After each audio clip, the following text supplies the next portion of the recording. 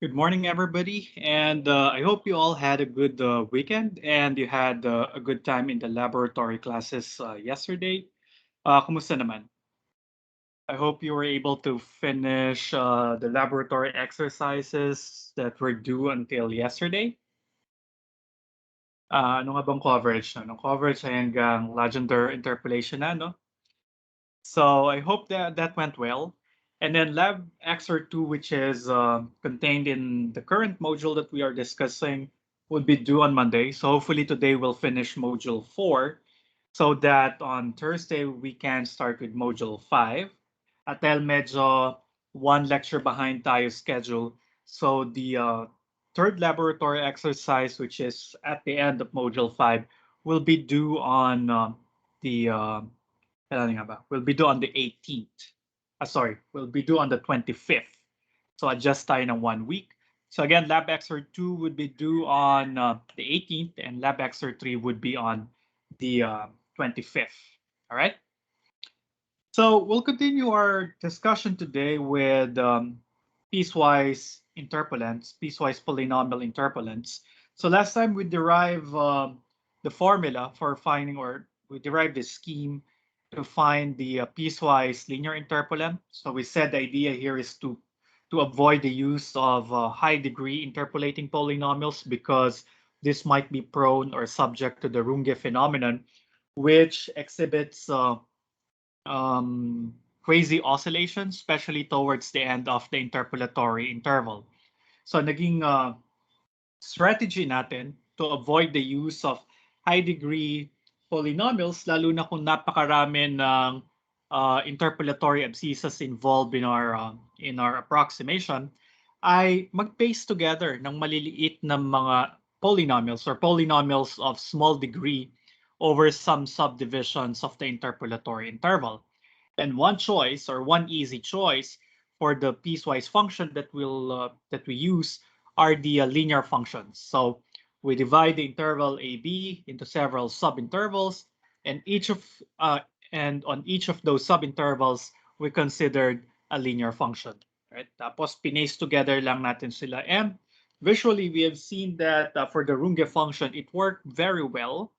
Of course, since each of the pieces is a piecewise is a linear function, then walang oscillations na naganap. Right? So we saw the derivation last time, and we saw an example um, here with the estimating probabilities in example 1. But example 2 will talk about an error bound or estimating the error for interpolation using piecewise linear functions. And again, we will go by theorem 4.1.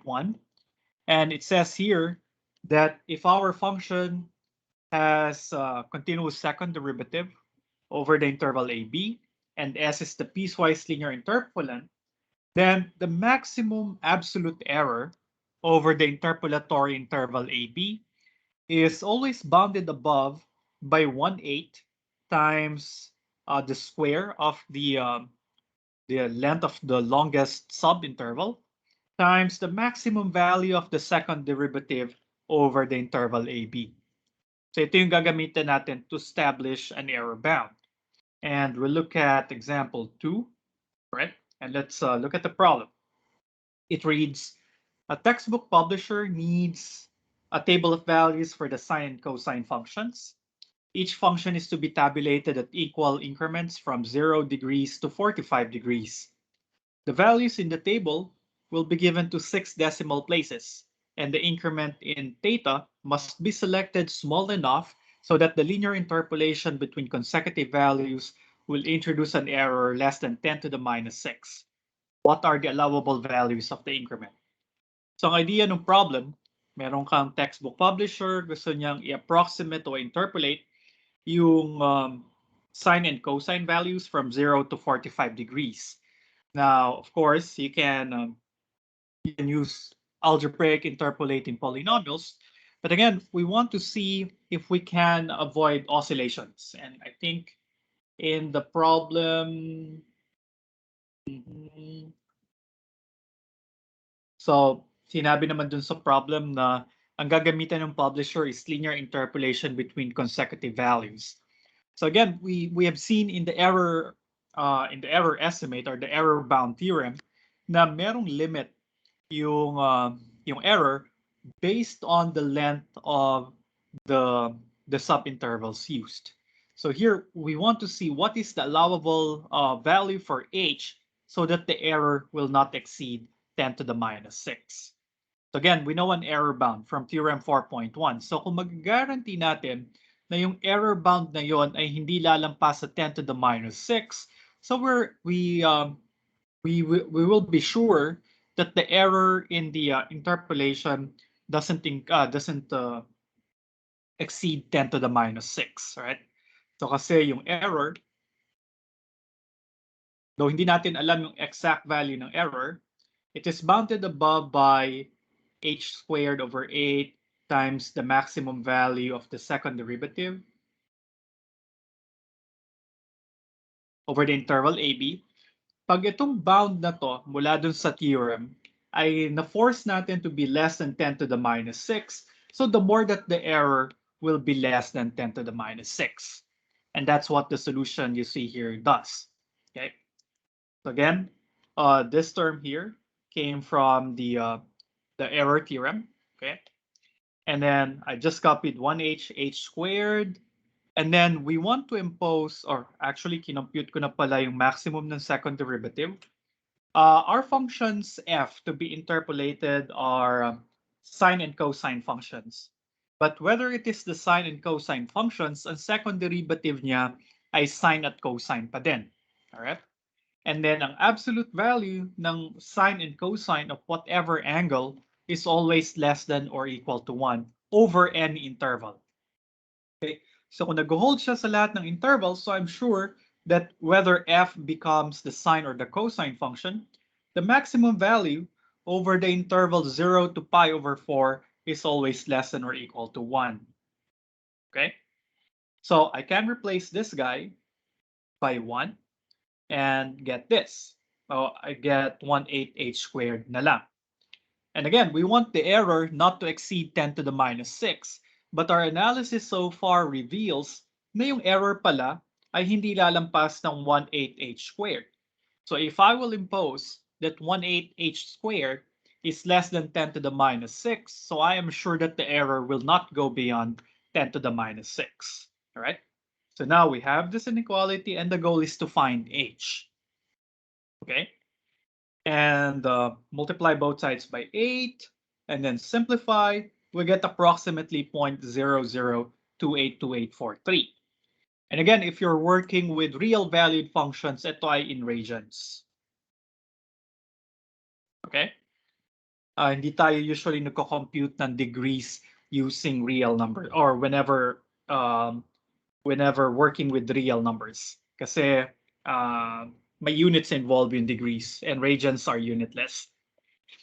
Okay?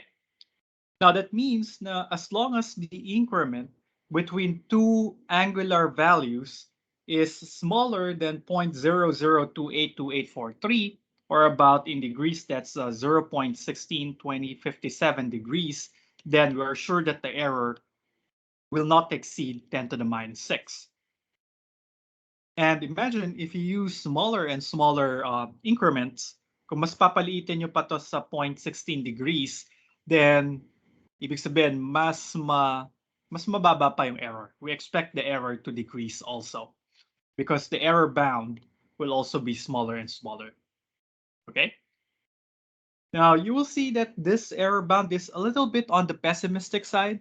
Medyo naging conservative yung pagko-compute kasi inassume ko na yung second derivative, or I used this bound for the second derivative. I said that the second derivative of the function will not exceed 1 over the interval 0 to pi over 4. This might be true when f is cosine. So kapag kasi f ay cosine, then I guess this is the best that we can do. Pero kapag kasi f ay sine, the second derivative would be what? First derivative niya ay cosine, so second derivative niya ay negative sine. Right? And what is the maximum of the absolute value of negative sine over the interval 0 to pi over 4. Because remember, the problem just requires theta to be between 0 and 45 degrees. So anong max ni absolute value of sine x over the interval 0 to pi over 4? Tama ba ito ay square root of 2 over 2 lamang? Right? So, pwede pala kapag ka yung f ay sine, hindi ko gamitin yung 1 as an upper bound for f double prime. Because over that interval, I can find a tighter bound. Isang mas magandang lower bound because I'm sure that over the interval 0 to pi over 4, um, the um, the value of the second derivative will not exceed root 2 over 2 when the function considered is sine. So, makikita nyo, medyo conservative and pessimistic yung bound kong nakuha para sa sine. Sa cosine, okay lang siya kasi ang second derivative ng cosine ay cosine or negative cosine. Pero yung maximum value ng absolute value ng second derivative ay equal kay 1 kasi ang cosine ng 0 ay 1. Okay? Pero sa sine, medyo pessimistic nga to. So if we want a tighter bound, pwede kong gamitin ito para sa sine x as the bound for the second derivative. So I can qualify this and get a better or a tighter bound, okay, para kay sine. So what we'll do is h squared or the error para kay sine x on the interval 0 to pi over 4 is not to exceed h squared over 8 times the maximum value of the second derivative, which is root 2 over 2. And we want this to be less than 10 to the minus 6. So pwedeng gawin ito yung gawin ko. And then I'll know that h squared will be, or could be chosen so that this value would be less than what? I'll have 16 over root 2, 10 to the minus 6. And then I'll get h would be less than this square root. And I think this is about 0. Ito yung kinalky ko bago tayo mag-start. 003. 003363 dot dot dot. Approximately naman yung ginamit ko. So pwedeng wala na yung dot dot dot. Okay? So here we see that if the function is sine, it seems that we can push h even up to 0.003363. So pwede akong mag-consider ng mas malalaking increment kapag ang function to be interpolated ay sine. Kasi sa pag-cosine, kailangan 0.0028. Pero kapag sine, dahil mas maliit yung second derivative ni sine over the interval 0 to pi over 4, we can afford a little leeway on the increment for the intervals. So we can push it up to 0.0033. And still the error is assured not to exceed 10 to the minus 6. So you see that the error bound is not unique, and usually in numerical analysis, we want to look at tighter bounds. Gusto nating maging closer to reality yung estimate natin for the error or yung estimate natin sa pinakamalaking posibleng maging error. Because again, if you use more points, that would be computationally expensive. If you look at this, now, para pala yung error ay hindi lumampas ng 10 to the minus 6 guaranteed, kailangan gumamit ako ng increment na 0.002828. So, ibig sabihin, maliliit yung subintervals, marami akong points na kailangan gamitin, mas marami akong kailangan computing A sub i's at saka B sub i's para makuha yung piecewise linear interpolant. But if you look at this, if we have a tighter and a smaller error bound, that means the increment is a little bit larger. Pwede natin siyang i-push to become a little bit larger. Pag medyo malaki siya, ibig sabihin mas kokonti yung number of points na kailangan natin gamitin to ensure that the error will not exceed 10 to the minus 6. So less points, less computations to be done, the happier we are, right? So kaya isang business ng numerical analysis ay maghanap ng mas maliliit na error bound. The tighter the error bounds are, the better. Okay? So any questions about this? Wala naman. Please let me know if something is not clear.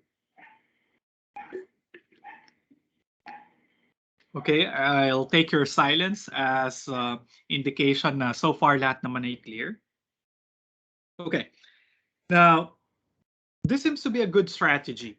Na okay, maganda pala, madaling i-derive at saka napaka-simple nung idea behind the piecewise linear interpolance. Connect the dots ka lang literally, right? And then the error bounds is good. It's bounded by the second derivative h squared over 8. One problem with piecewise linear interpolation is that the function, even though it is continuous, is not differentiable. So kung babalikan natin yung example natin kanina sa Runge dito sa piecewise linear interpolation, you see na medyo merong, hindi pala medyo, meron talaga mga sharp turns at the boundary points. Continuous nga siya pero hindi siya differentiable dito sa mga boundary points na to. Kasi magkaiba na yung derivative from the left of this boundary point and the derivative from the right of this boundary point. So hindi differentiable yung function natin all throughout the interpolatory interval. Specifically, it will be possibly not differentiable on the boundary points. And usually in analysis, we want functions that are smooth or that are differentiable everywhere. Okay? Now, so yun yung problema with piecewise linear interpolants. That's why often we consider higher degree polynomials, but not that high.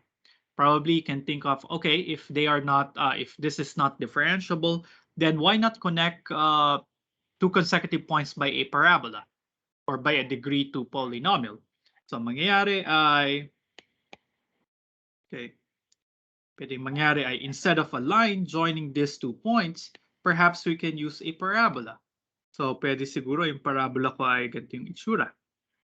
And then I'll impose some differentiability condition on the boundary point such that the next parabola smoothly starts at this boundary point. So smooth yung transition from the function from the left and function towards the right. And then we get this, and then something like that, or pwede palang concave up yung gamitin ko. So yeah.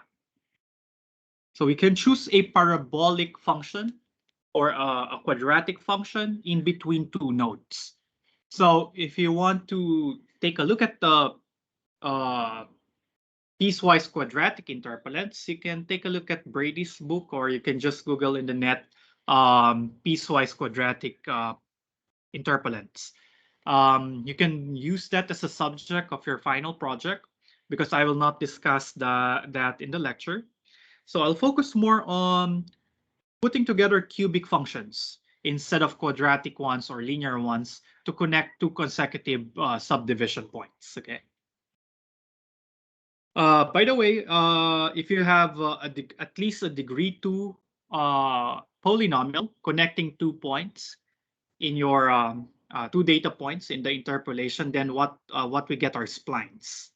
So, dinifine ko nga ba dito yung splines? These are piecewise interpolants. So, kailangan smooth.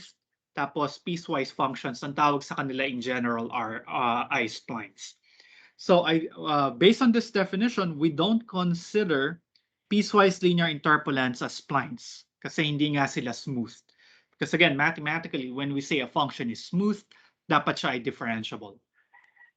But if you have a piecewise function or a piecewise interpolant, kahit siya ay polynomial pieces or exponential pieces, logarithmic pieces, as long as the resulting piecewise function is differentiable over the interpolatory interval, then we call them splines. Okay, so if you are also if you're starting to shop for final project problems, so pwede kayong tumingin with other types of splines. So pwede yung quadratic splines, hindi na yung cubic i-discuss na natin. So probably wag nyo nang hanapin yung cubic. There are some trigonometric splines, some meron ding Bezier curves na tinatawag. So you can also check them out. Okay. But again, our module will deal about cubic splines. And as the name implies, what we'll do is to paste together cubic functions over the interpolatory subintervals to get an interpolatory function that avoids the Runge phenomenon. Okay? And formally, here's how we define a cubic spline. A cubic spline interpolant of f relative to a given partitioning of the interval AB into subdivision points x1, x2 until x sub n plus 1 is a function S that satisfies the following conditions. Number 1, sa bawat subinterval, dapat si S ay cubic polynomial. So S sub I of x. Or siguro I need to qualify this, coincides with at most. Kasi may mga pagkakataon na posibleng yung isa sa mga piraso ay hindi cubic. Nagiging zero yung isa sa mga coefficients. Nagiging zero yung coefficient ni x cubed. Pero based on our derivation, we will assume that S sub I is a cubic polynomial. And there might just be some cases wherein the coefficient of x cubed will vanish. Okay? Pero ang idea, dapat cubic siya. Of course, condition number 2 is the interpolatory condition. We want the function values of S to coincide with that of F. Third, dapat continuous si S. Alam na natin to from the piecewise linear interpolant. So hanggang property 3 ay nasasatisfy ng piecewise linear. Pero ang kaibahan ng cubic splines, properties 4 and 5. Okay. Property 4, we want S prime to be continuous on the closed interval AB. So ibig sabihin dapat siya smooth kasi continuous yung first derivative. I think sa parabolic splines or sa quadratic splines hanggang condition number 4. So kahit on your own, probably if you have time later, you can try to derive the formula for parabolic splines. Gamitin nyo lang hanggang condition number 4 and apply a similar derivation as what we'll do for cubic splines. Pero ang kagandahan sa cubic splines, meron pa yung property 5. Hindi lamang continuous si S prime, kundi pati si S double prime ay continuous din. And then we will use each of these 5 conditions in order to derive ano yung formula para dun sa bawat isang piraso ng cubic spline S. Okay? Now, condition number 1 says that S should coincide with a cubic polynomial on each of the interpolatory subintervals. So ibig sabihin, by that premise, dapat si S sub I, yung piraso sa ith subinterval, ay ganito yung itsura. Again, I think you now know why I didn't use the simpler form this. Kulang pala ng x. AI plus BIX plus CI dx squared plus DIX cubed. This looks to be a simpler expression for a generic cubic function. Pero makikita nyo sa derivation later, mas maganda na ganito yung form ng S sub I. Okay? And this is still cubic, right? Meron nga lang subtrahend dun sa mga x's. Pero essentially, when you simplify this, you will get a cubic polynomial. So that's imposing condition number 1. And then dito na magsisimulang medyo gugulo. So I hope you bear with me. Ganito natin i-derive yung cubic splines. And I hope by now you realize na sa Math 174, ang goal ko ay hindi sa inyo ituro yung method lamang or kung paano siya i-apply. Kasi I could have just presented to you the formulas for the A sub i's, the formulas for the B sub I, C sub I, D sub I, and we're done. Or we could have just asked you to go to the lab, use a Python code or an existing MATLAB command. Kasi one-liner lang to kay MATLAB eh. Merong intrinsic o built-in command si MATLAB para sa certain types of cubic splines. But I don't want you guys to just apply something and to use some block boxes available somewhere. Because our goal is to train you as mathematicians and applied mathematicians na ang talagang gagawin nyo ay hindi lamang gumamit ng mga existing methods. isa sa mga posible nyong gawin, mag-derive ng sarili nyong method. So that's why I want you to be familiar and at least understand how these methods came about. And this might give you some insights kung ano yung advantages, disadvantages, or paano natin pwedeng i-modify ng konti itong mga methods na to satisfy or to work better sa mga scientific problems na pwede nyong i-tackle when you do your thesis or your special problems. So ganun yung idea ko sa 174. Hindi lang tayo nag-apply ng methods. Kasi pwede na yung gawin ng isang computer science graduate without even knowledge of math or the math behind these things. Kasi i-call niya lang yan sa mga programming languages or magda-download lang siya ng code sa GitHub. Pero tayo ay mathematicians. Tayo yung nag-provide ng methods. Tayo nag-iimbento ng methods for other applied scientists. Okay? Kaya gusto kong maging familiar kayo kung paano na-derive. At ang problema ko lang dito sa splines, isa to sa mga pinaka-ayokong topics kasi medyo magulo at mahaba yung derivations. So, but I hope you will bear with me. Actually, sa haba niya nga at saka sa medyo cumbersome nga yung derivation, dun sa first draft ko ng module 4, marami pang typos. So, hopefully na-correct ko na siyang lahat. Otherwise, ngayon natin siya i-correct live. Pero hopefully wala na. And hopefully you already downloaded the latest version of Module 4. I think it is as of Wednesday night last week. So yun na yung pinaka-latest, pinaka-bagong version ng Module 4. Okay? Okay, let's try to understand step by step what this messy derivations give us. Okay. Equation 4.3, this is nothing more but the interpolatory requirement. Okay? This is condition number 2 dun sa definition. Dapat yung s sub I of x sub I ay equal dun sa function values na given dun sa problem, right? Because the ith piece of s governs what happens on the ith subinterval. The ith subinterval is comprised of x's between x sub I and x sub I plus 1.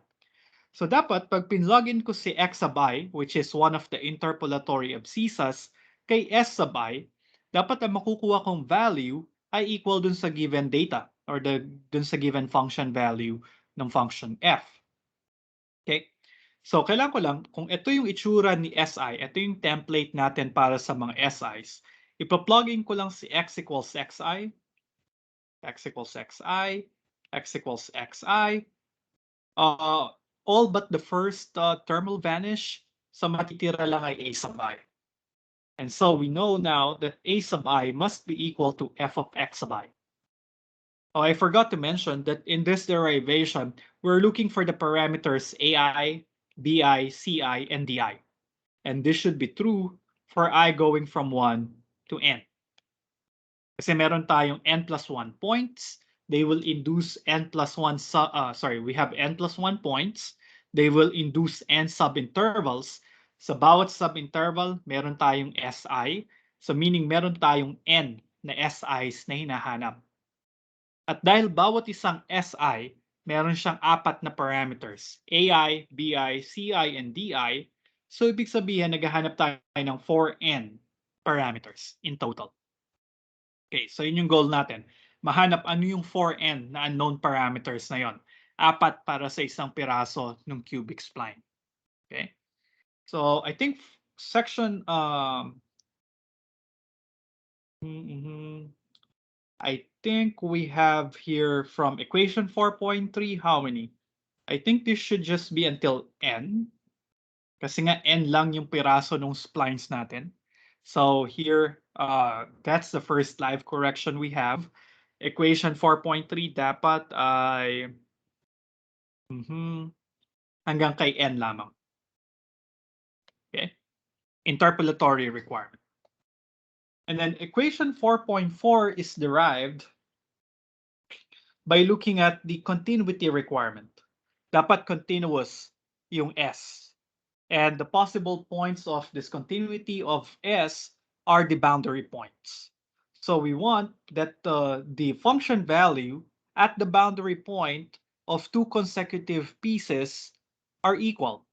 So ibig sabihin, si x sub I plus 1, siya yung boundary between the area of coverage ng SI at saka S sub I plus 1. So ibig sabihin, pag pinlogin ko si x sub I plus 1 kay SI at saka kay S sub I plus 1, dapat equal yung function value to enforce continuity. All right. And again, what I'll do is to plug in and to compute these values by plugging x sub I plus 1 in S sub I. So lahat lamang dito ng x's, pinalitan natin ng x sub I plus 1 at ginamit ko yung substitution ng x sub I plus 1 minus x sub I ay equal kay hi. So ibig sabihin, pag pinalitan ko to ng, pinlagin ko si I plus 1, okay, ito ay magiging x sub I plus 1, x sub I plus 1, x sub I plus 1. Pero we let x sub I plus 1 minus x sub I to be hi. So ito ay magiging ai plus bi hi plus ci hi squared plus di hi cubed. And that's how we get this side. Okay, I hope it's fine so far. Okay, and then yung right-hand side ay s sub I plus 1 of x sub I plus 1. So, ang plug-in ko naman dito ay papalitan ko yung mga I naman ng I plus 1. Okay? So, but we already know what will happen, right? Sa S sub I plus 1 of X sub I plus 1, equal lamang siya sa mga A sub I's.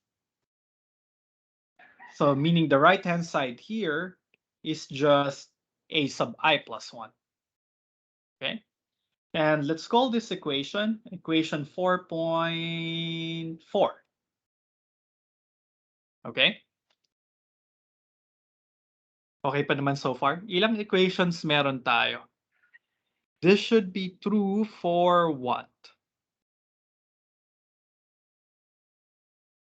This should be true for all this should be true until n minus what? N minus 1 nga ba? Kasi ilan yung interior subdivision points natin? N minus 1 or n minus 2?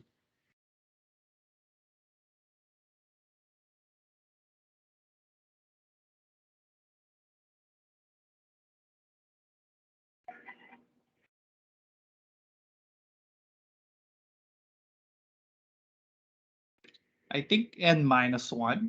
Tama nga ba? Kasi kung meron tayong apat na points, ibig sabihin dapat continuous siya. So dapat ito 1, 2, dalawa lang pala, no? So dapat siya ay totoo sa n minus 2 kasi hindi siya necessarily true dun sa magkabilang endpoints. Nandun lang sa interior points. Pero n plus 1 nga pala to, n plus 1 yung points, babawasan natin ng dalawa kasi wala tayong pakialam dun sa nangyayari sa dalawang endpoints. So ang total ay n minus 1. Okay? So that should be true until for all i's from 1, actually from 2 to n, and that would be a total of n minus 1 equations coming from of the form 4.4. Okay. Question, sir. Yeah. Yes. Go ahead. Head po ba ako, sir? Yes. Doon po sa for the second equation, 4.4, we have I think S sub I of X sub I plus 1. Tama po ba? Medyo nalilito po ako bakit po dun sa, yan po, naging equal po siya sa S of I plus 1 times of X sub I plus 1. Yan po. Yep. Well, ito yung continuity requirement. Remember sa definition ng spline, condition number 3 pala, dapat siya ay continuous kay AB. Again, kailangan nating ensure yung continuity niya kay AB. So, remember, nag-construct tayo ng subintervals, right? Halimbawa, ito si x sub I plus 1. So, ito si x sub I. So, sa pagitan ni x sub I at saka ni x sub I plus 1, actually, dapat pala, okay, dagdagan ko. Yeah. So, dito sa pagitan ni x sub I at saka ni x sub I plus 1, meron tayong s sub I, right? So, meron tayo, halimbawa, ito yung point dyan, ito yung point dyan. Iko-connect ko itong dalawang points by a cubic function. Halimbawa lang, yan yung cubic function. Right? Ito si si. Pero gusto ko maging continuous yung s all throughout the interpolatory interval. So, dapat, meron akong function dito, s sub I plus 1, dun sa pagitan ni x sub I plus 1 at saka ni x sub I plus 2, dapat yung function value ni x sub I plus 1 dito sa kanyang left endpoint ay mag-agree dun sa function value nung function sa kaliwa evaluated at the boundary point. So kailangang i-force ko yung issue na kung ano yung function value nung previous function kay x sub I plus 1, dapat yun din yung function value nung bagong function, s sub I plus 1, dito sa boundary point. So meaning to ensure continuity of the pieces, dapat yung value kay x sub I plus 1 ni Si at saka ni s sub I plus 1 ay equal sa isang value para maging continuous siya. Kasi kung magkaiba yung function mula sa kanan at saka yung function value mula sa kaliwa at yung function value mula sa kanan, hindi siya magiging continuous. Kaya dapat yung s sub I of x sub I plus 1 ay maging equal sa s sub I plus 1 of x sub I plus 1. Mas clear na Okay ba? po, gets na po, sir. Thank you po. Okay. Yeah. Thank you for asking. All right. Okay, and then we'll do the same thing for the first and the second derivatives. Kasi nga sabi to ng conditions 4 and 5. Now, how do we get these expressions here? Okay, tingnan natin. Gawin ko yung sa first derivative. Okay, so first derivative, kukomputing ko muna yung s sub I prime. So, kunin ko yung derivative ng si. So, this would be bi plus 2ci x minus xi plus 3di x minus x sub I squared. Tama? Ito yung first derivative. And then sabi nung continuity requirement, but this time for s prime. So it's the same thing that I discussed earlier. Pero ang condition kasi ng spline, continuous din dapat yung first derivative. So kailangan yung first derivative evaluated at x sub I plus 1 ay equal dun sa first derivative evaluated at x sub I plus 1 on the previous function.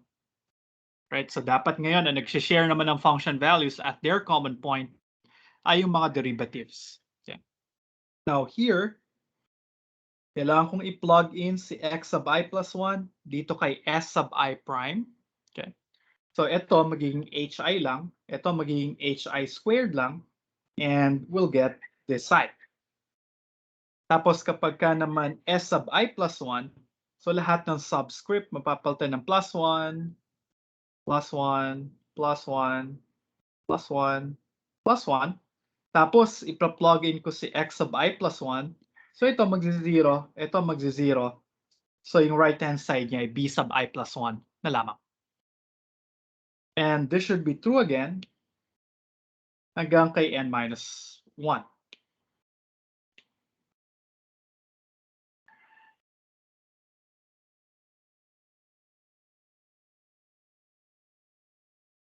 Okay? Sir, question po. Yes? Ano po mangyayari if hindi equal yung derivative ng s of I plus 1 of x sub I plus 1 tsaka yung s of I, derivative ng s of I of x sub I plus 1. Yan po. What if hindi sila equal, sir? Will they be, magiging medyo rough po ba siya? And therefore, Yes. hindi natin madi-differentiate?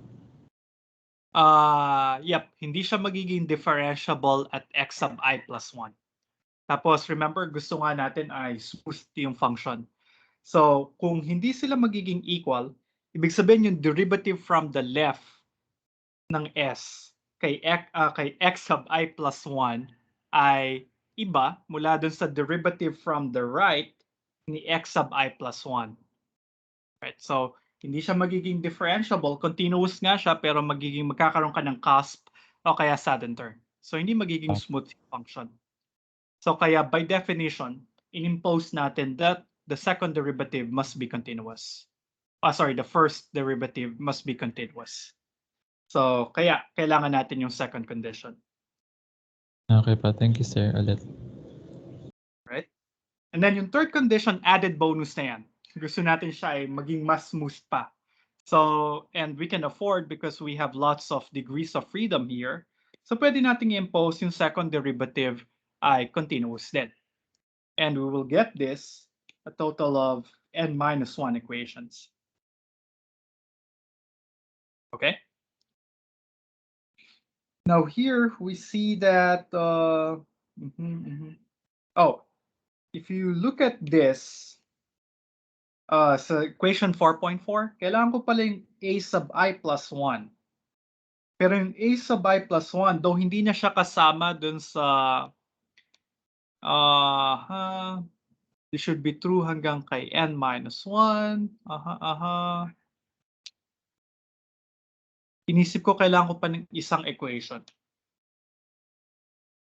Kasi dapat makabuo ako ng 4n minus 2 equations in all. But I am just getting 4n minus 3.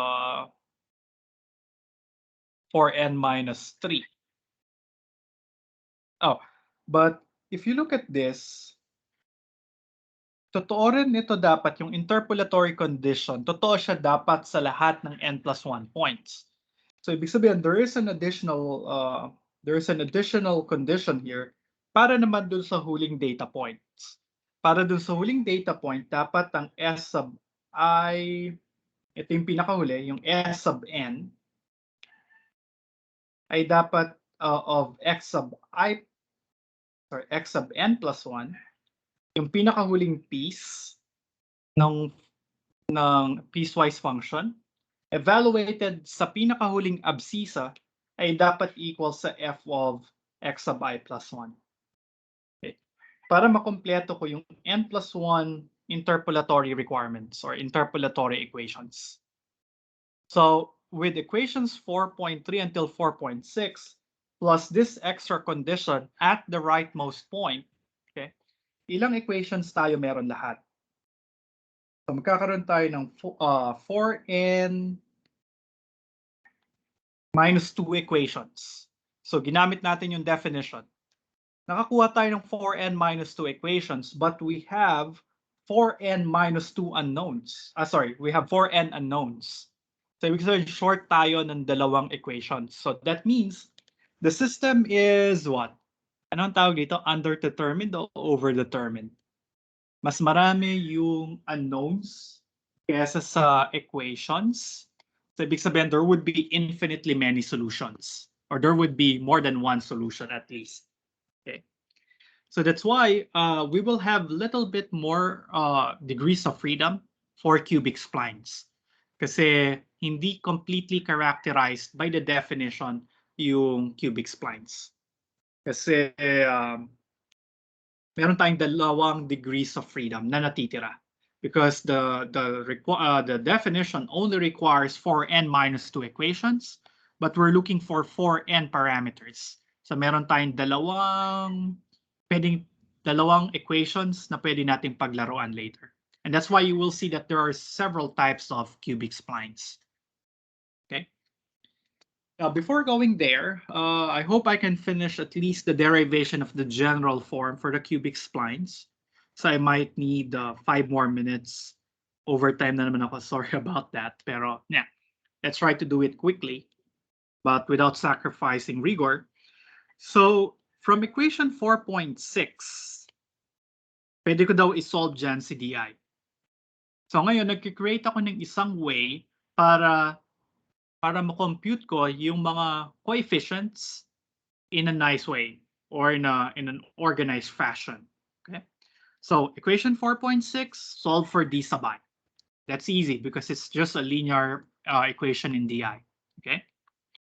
And then gagamitin ko si equation 4.7 kay equation 4.4. So ano nga si 4.4? Ito si 4.4. I-plug in ko lang yung expression para kay di. I will get this guy. Okay.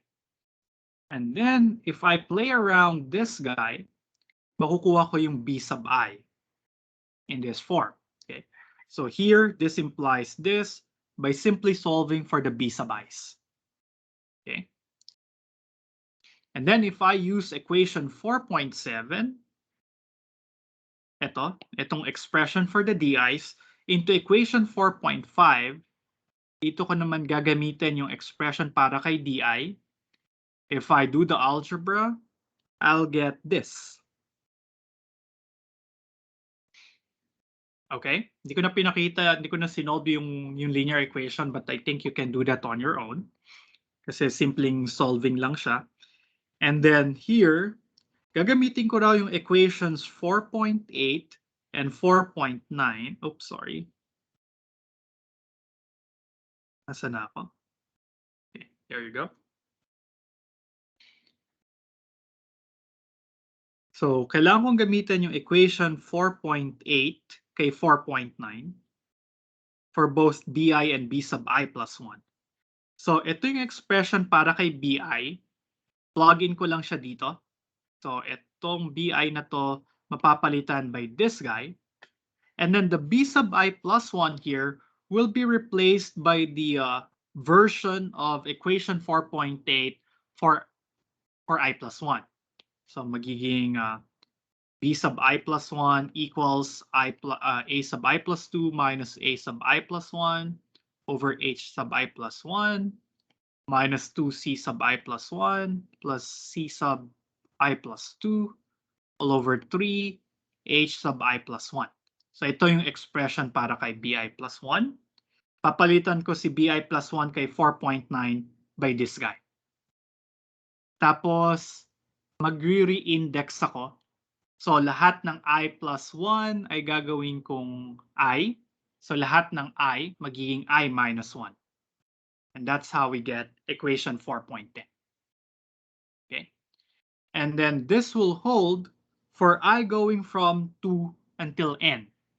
Kasi nga itong mga equations na to, remember the continuity requirements we imposed only hold on the interior points.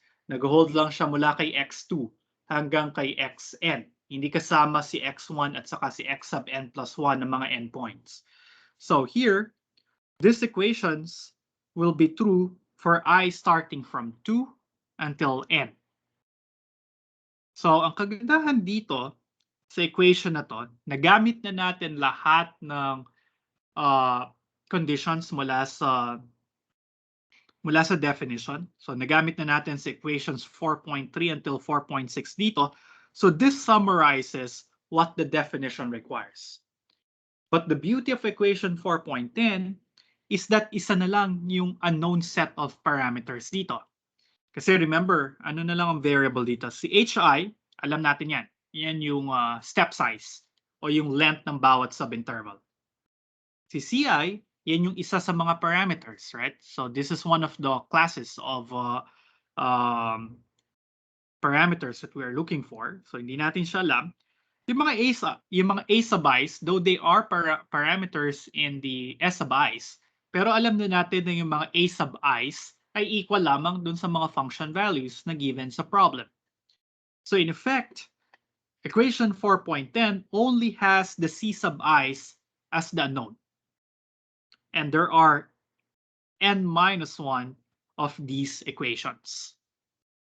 All right? So, pwede ko itong i-arrange into a matrix na ganito yung itsura. Okay? So, if you want to check, so tingnan nyo lang to, this row gets multiplied by the unknown vector of the c sub i's, we will get what? We will get walang 2. Pag nag-matrix multiplication ako, I'll have H1 C1 plus twice H1 plus H2 times C2 plus H2 C3 equals the second element, which is this guy. Okay? Kung mapapansin nyo, ito yung makukuha yung equation pag pinlog in yung yung I equals 2 dito. Okay? So, dapat you can check later na ito nakuha kong equation dito ay yung instance when I is equal to 2 here. So really, what I did here is to just arrange the n-1 equations of the form given in equation 4.10 in a matrix form. Kasi yung mga c-subice na lang yung mga unknown, ano? So, pwede nyong isa-isahin yan. Itong row na to, multiplied by the column vector, will give me an equation of the form 4.10. Okay? Ang kagandahan dito sa matrix form na to, ito ay matrix of coefficients x, ito yung unknown vector x, tapos ito yung right-hand side of constants b.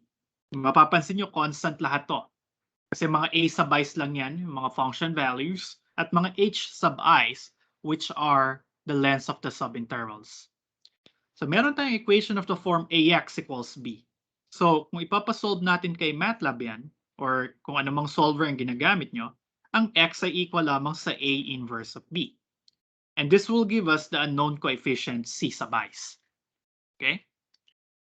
Pero ano yung kagandahan kapag ka alam mo na yung c sub i's?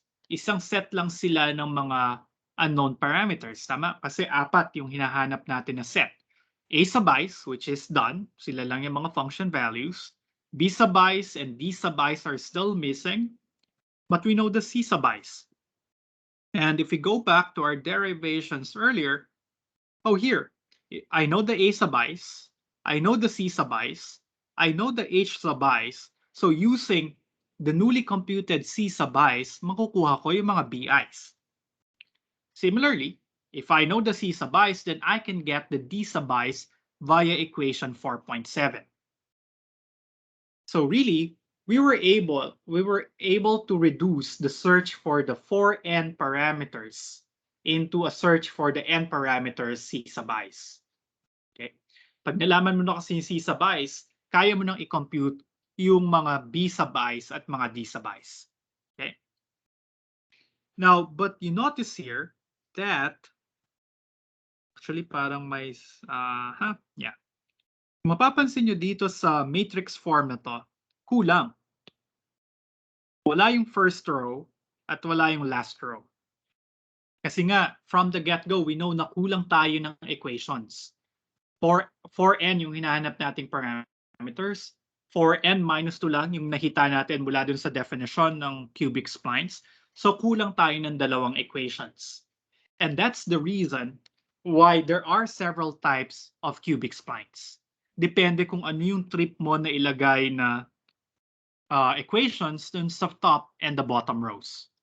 You see yung constant vector din, kulang din ang top and bottom rows.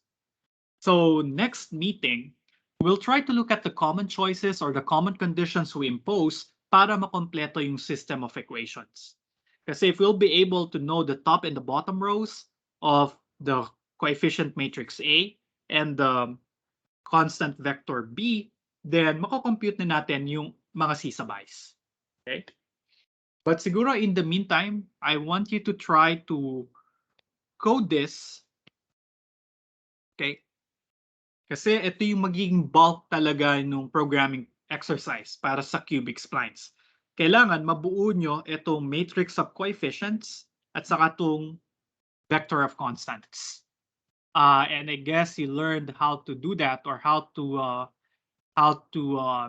assign values to entries of matrices in Math 152.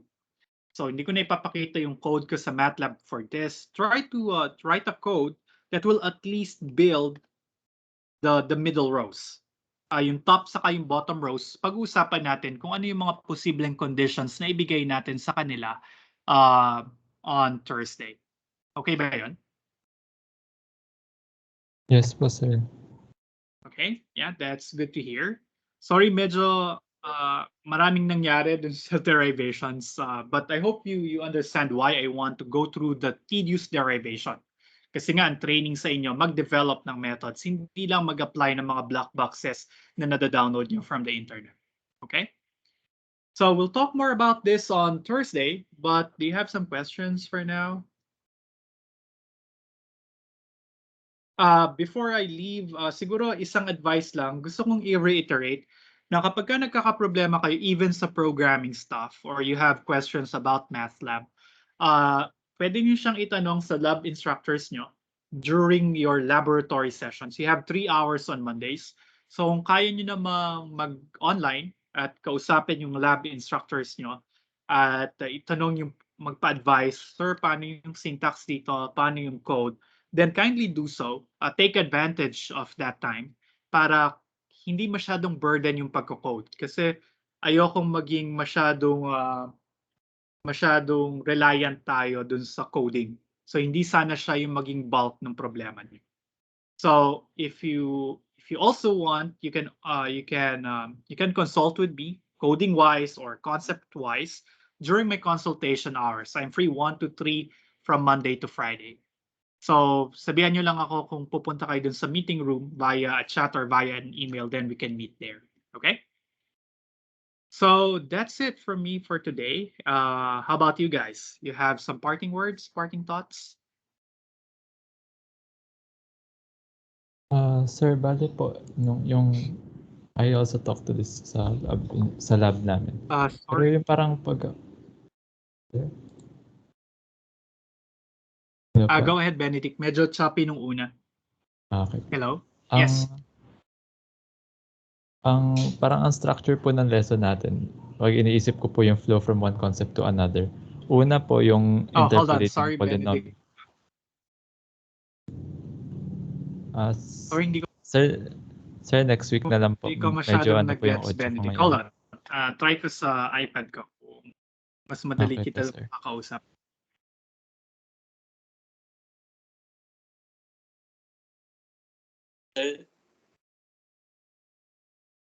Okay, try mo nga, Benedict. Hello po, sir. Hello. Yeah. Oh, yeah, that's better. Ang iniisip ko po yung parang flow ng lessons natin. So, tama po ba kung bale sa umpisa po inaral natin yung interpolating polynomial. Yes. Tapos sa module 3, inaral po natin kung paano pumili ng omega of x. Yes. Tapos itong sa module 4 po natin is it like a bagong polynomial naman po? Ay, bagong interpolating function. Kasi ang ginawa Okay. natin ay bagong method na, hindi na siya yung interpolating polynomial na napakataas ng degree. So tama yung magandang pagkaka-summarize mo. Una, in-address natin yung problem. Paano ka nagkaka-function out of discrete set of data? So, kuha natin yung interpolating polynomial. Pag meron kang n plus 1 points, meron kang degree n polynomial na makukuha. Tapos sa module 3, tiningnan natin paano natin mapipili yung mga abscissas para mas mapababa yung error ng interpolating polynomial. So nakilala natin si Chebyshev at saka sila John na pag yung roots nila yung pinili natin na interpolatory abscissas, mas lumiliit yung error. So tapos akala natin okay na yung buhay natin kasi kaya pala nating piliin yung mga exabytes para maging maliit yung error. Right? Pero nakita natin sa module 4 na meron palang problema kapag ka mataas yung degree ng interpolating polynomial. Kasi nagkakaroon ng wiggles o oscillations dun sa edges ng interpolatory interval. So ibig sabihin, posibleng magkaroon tayo ng problema kapag ka napakataas ng degree ng interpolating polynomial, which might happen kapag ka marami kang points na ginagamit. Pero in practice, we want to use many points, tama? Kasi mas na-encapsulate natin yung physical phenomenon pag marami tayong data. Kaya lang nakita natin maraming points, mataas yung degree ng polynomial, posibleng magkarungge phenomenon. So ang remedy natin ay, bakit hindi na lang natin hatiin yung interpolatory interval into sub-pieces na sa bawat piraso, ang dinidefine ko ay isang polynomial na mababa lamang yung degree, resulting into piecewise functions. So last week, sinimulan natin paano kapag yung bawat piraso ay linear function. Ngayon, kinonsider natin kasi medyo may limitation pala yung pagdidikit-dikit ng mga linear functions kasi hindi siya differentiable dun sa boundary points. Natutunan natin ngayon na, pwede pa lang cubic functions o cubic polynomials yung pagdikit-dikitin ko. Right? So, parang ganun yung istorya so far ng Math 174. We develop a method, we see its advantages, pero meron pala siyang mga disadvantages. So we will try how to get over those disadvantages. At yun yung usual process sa math. Okay? So yeah, that's the story so far. Thank you po, sir. Okay, any other concerns? Okay, if there are no more questions, then thank you guys for coming today. Enjoy the rest of your day. Stay safe. And then let's see each other again on Thursday. Bye, everyone. Bye po, Thank you sir. po, sir.